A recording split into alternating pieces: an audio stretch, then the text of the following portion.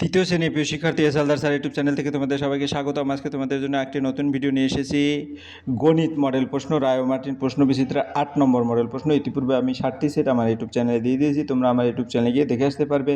আর এই তৃতীয় শ্রেণীর বাংলা, ইংরেজি, গণিত এবং পরিবেশ সকল বিষয়েই তোমরা বিভিন্ন স্কুলের মডেল প্রশ্ন পাবে, যেটা রায় ও মার্টিন প্রশ্ন বিচিত্রা থেকে নেওয়া আছে আমার ইউটিউব চ্যানেলে গিয়ে। কাজেই তোমাদের বলবো, আজকের আলোচনা 20 মার্কের একটি স্কুলের প্রশ্ন বিশ্লেষণ সহ সমাধান।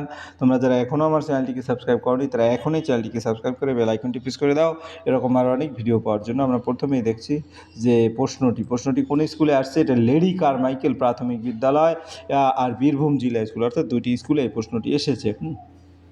এখানে এক এক করে 13 দাগ নম্বর পর্যন্ত প্রশ্ন আছে। আমি সমস্ত প্রশ্নের উত্তরে তোমাদের বিশ্লেষণ করে দেখাবো একটু বড় করে। এই টোটাল প্রশ্নটা আমি আবার দেখাচ্ছি। এখানে টোটাল এই 13 নম্বর প্রথমত প্রশ্ন। তাহলে 1 নম্বরের যে প্রশ্ন আসছে, নিচের প্রশ্নগুলো উত্তর দাও। 349 সংখ্যাটিতে বিস্তৃতি করে কথায় লেখো।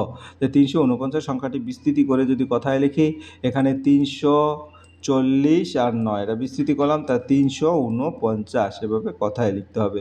তো গুণ হচ্ছে 33, গুণক হচ্ছে 8 হলে গুণফল কত?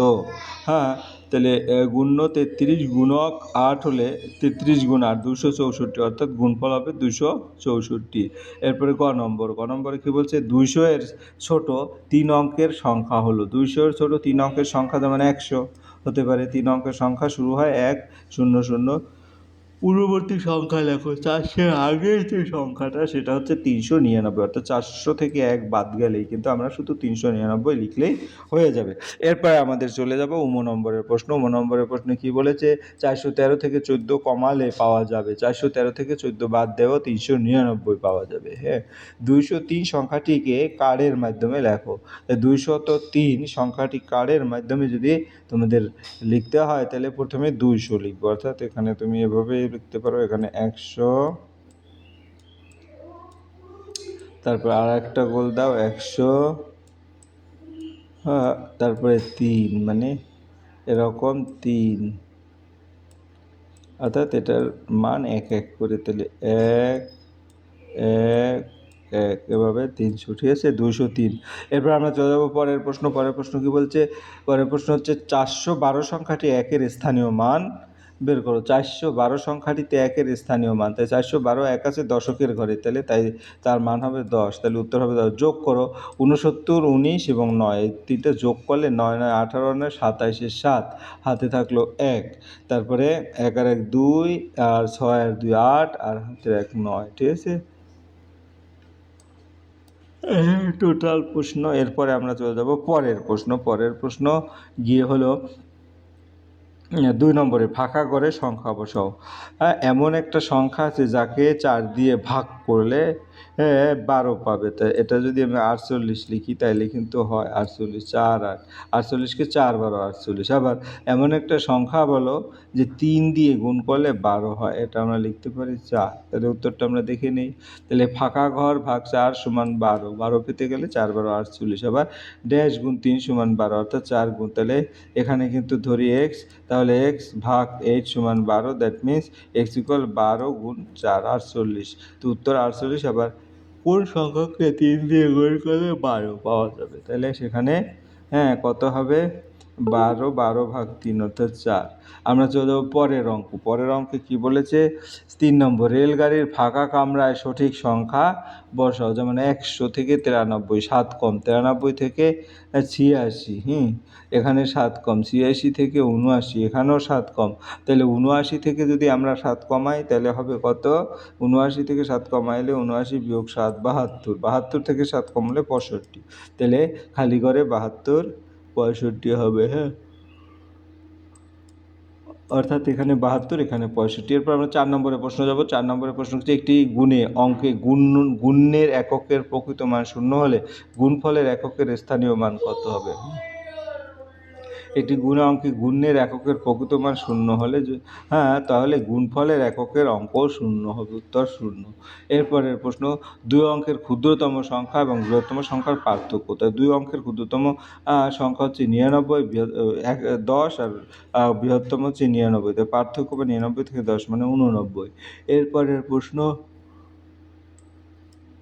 727 সংখ্যাটি শতকের ঘরের স্থানীয় মান কত? 727 সংখ্যাটিতে শতকের ঘরের স্থানীয় মান হচ্ছে 7।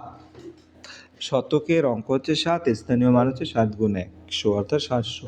এরপর আমরা চলে যাব ধার করা পদ্ধতিতে বিয়োগ। যেমন এখানে 3 আছে, 3 থেকে 7 যাবে না, এই কারণে কী হবে, এখানে ধার আনলে 13 হবে, 13 থেকে 7 গেলে থাকে 6। হ্যাঁ, তারপরে এখানে কিন্তু এখন 7 নাই, এখানে আছে 6, ধার আনলাম 1, 16, 16 থেকে 8 গেলে থাকে 8, তারপরে এখানে এখন 8 নাই, আছে 7, 7 থেকে 1 গেলে থাকলো 6, অর্থাৎ 6, 8, 6। আমরা উত্তরটা একটু দেখে নেই।